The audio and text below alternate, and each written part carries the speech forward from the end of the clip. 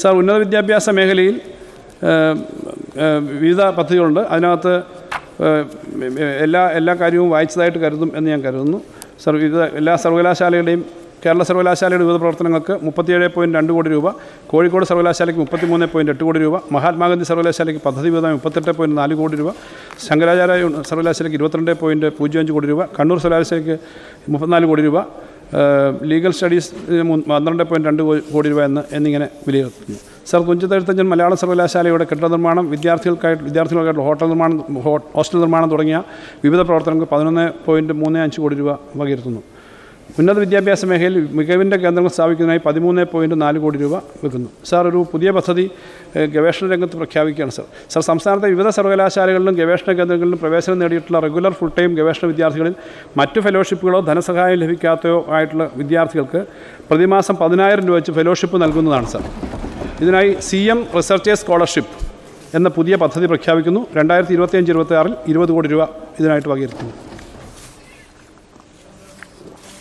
Sir, ചരിത്ര ഗവേഷണ കൗൺസിലിന് 13 കോടി രൂപ, അസാപ്പ് പ്രവർത്തനങ്ങൾക്ക് 35.10 കോടി രൂപ എന്നിവ വിലയിരുത്തുന്നു. സാർ, ശ്രീനാരായണ ഗുരു ഓപ്പൺ സർവകലാശാലയ്ക്ക് സ്വന്തം ഭൂമി ഈ വർഷം തന്നെ വാങ്ങി കെട്ടിടം പണി ആരംഭിക്കാൻ കഴിയുമെന്നാണ് പ്രതീക്ഷിക്കുന്നത്. ഇതിനായിട്ട് 30 കോടി രൂപ വകയിരുത്തുന്നു. സാർ,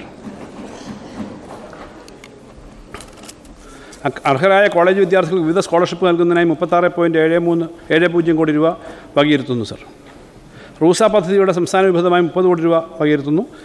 സാങ്കേതിക വിദ്യാഭ്യാസ മേഖലയുടെ വിവിധ പ്രവർത്തനങ്ങൾക്കായി 266.30 കോടി രൂപ വകയിരുത്തുന്നത് മുൻ വർഷത്തേക്കാളും 19 കോടി രൂപ അധികമാണ്. കൊച്ചി ശാസ്ത്ര സാങ്കേതിക സർവകലാശാലയുടെ പ്രവർത്തനങ്ങൾക്കായി 31.25 കോടി രൂപ, ഇതും കഴിഞ്ഞ വർഷത്തേക്കാൾ 4.5 കോടി രൂപ അധികമാണ്. APJ അബ്ദുൽ കലാം സർവകലാശാലയ്ക്ക് 24.10 കോടി വകയിരുത്തുന്നു. സാർ, IHRDക്ക് 32.50 കോടി വകയിരുത്തുന്നു. പുതിയ ക്യാമ്പസ് ഇൻഡസ്ട്രിയൽ പാർക്കുകൾ ഡെവലപ്പ് ചെയ്യുന്നതിനായിട്ട് 10 കോടി രൂപ അധികമായി വകയിരുത്തുന്നു. എഞ്ചിനീയറിംഗ് കോളേജുകൾക്ക് 40.30 കോടിയും സർക്കാർ പോളിടെക്നിക് വികസന പ്രവർത്തനത്തിന് 42.89 കോടിയും വകയിരുത്തുന്നു. സാർ, കലയും സംസ്കാരവും സാംസ്കാരിക മേഖലയ്ക്കുള്ള വിഹിതം മുൻ വർഷത്തെ 170.49 കോടി രൂപയിൽ നിന്ന് 197.49 കോടി രൂപയായി ഉയർത്തുന്നു. Ramendran art gallery. സാർ, പ്രസിദ്ധനായ ചിത്രകാരൻ ശ്രീ രാമേന്ദ്രൻ അദ്ദേഹത്തിൻ്റെ ഏകദേശം 300 കോടി രൂപ വിലമതിക്കുന്ന ചിത്രങ്ങൾ സൗജന്യമായി സംസ്ഥാന സർക്കാരിന് കൈമാറുന്നതിന് അദ്ദേഹത്തിൻ്റെ കുടുംബമായി ധാരണ ഉണ്ടാക്കിയിട്ടുണ്ട്. ബഹുമാനപ്പെട്ട മുഖ്യമന്ത്രി തന്നെ മുൻകൈ എടുത്ത് അദ്ദേഹമായിട്ട് കാണുകയും ചെയ്തിട്ടുണ്ട്. അപ്പോൾ കൊല്ലം ശ്രീനാരായണ ഗുരു സാംസ്കാരിക സമുച്ചയത്തിൽ അതിനുള്ള ആർട്ട് ഗാലറി സ്ഥാപിക്കുന്നതിനുള്ള പ്രവൃത്തി പൂർത്തീകരിച്ചിട്ടുണ്ട്. അത് അവിടെ ആരംഭിക്കും. സാർ, പത്മനാഭപുരം കൊട്ടാരത്തിലെ ആർക്കിയോളജിക്കൽ മ്യൂസിയത്തിൻ്റെ സമഗ്ര നവീകരണം ഈ ഘട്ടത്തിൽ പൂർത്തിയാക്കിയിട്ടുണ്ട്. സാർ, ജില്ലാതല പുരാവസ്തു പൈതൃക മ്യൂസിയങ്ങളുമായി ബന്ധപ്പെട്ട പദ്ധതിക്കായി 4 കോടി രൂപയും പുരാരേഖ വകുപ്പിൻ്റെ വിവിധ പദ്ധതിക്കായ പ്രവർത്തനങ്ങൾക്ക് 7.5 കോടി രൂപയും വകയിരുത്തുന്നു. സംസ്ഥാനത്തെ പുരാതന നിർമ്മിതികളായ കെട്ടിടങ്ങൾ സംരക്ഷിക്കാൻ 10 കോടി രൂപ വകയിരുത്തുന്നു. മാവേലിക്കര തകഴി എന്നിവിടങ്ങളിലുള്ള പഴയ ബുദ്ധകേന്ദ്രങ്ങളെ സംരക്ഷിക്കുവാൻ 5 കോടി രൂപയും വകയിരുത്തുന്നു. കാഴ്ചബംഗ്ലാവുകളുടെയും മൃഗശാലയുടെയും പ്രവർത്തനത്തിനായി 28.3 കോടി രൂപ വകയിരുത്തുന്നു. AKG മ്യൂസിയത്തിൻ്റെ പ്രവർത്തനത്തിന് 3.50 കോടി രൂപ വകയിരുത്തുന്നു. സർ, ശ്രീമൂലം അസംബ്ലിയായി പ്രവർത്തിച്ചിരുന്ന അയ്യങ്കാളി ഹാൾ പഴമയും പാരമ്പര്യവും നിലനിർത്തി ആധുനിക രീതിയിൽ നവീകരിക്കുന്നതിന് 1 കോടി രൂപ അനുവദിക്കുന്നു.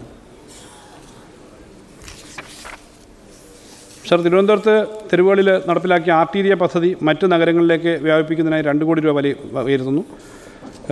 സർ, തൃശ്ശൂർ പൂരനഗരിയിലെ പ്രധാന കേന്ദ്രമായിട്ടുള്ള തേക്കിൻകാട് മൈതാനത്ത് അടിസ്ഥാന സൗകര്യ വികസനത്തിനായി 5 കോടി രൂപ അനുവദിക്കുന്നു. സർ, കൊല്ലത്തെ ഹിസ്റ്ററി ആൻഡ് മാരിടൈം മ്യൂസിയം സ്ഥാപിക്കുന്നതിന് 5 കോടി രൂപ വകയിരുത്തുന്നു. സംസ്ഥാന ചലച്ചിത്ര വികസന കോർപ്പറേഷന് വിവിധ പദ്ധതികൾക്കായിട്ട് 21 കോടി രൂപ വകയിരുത്തുന്നു.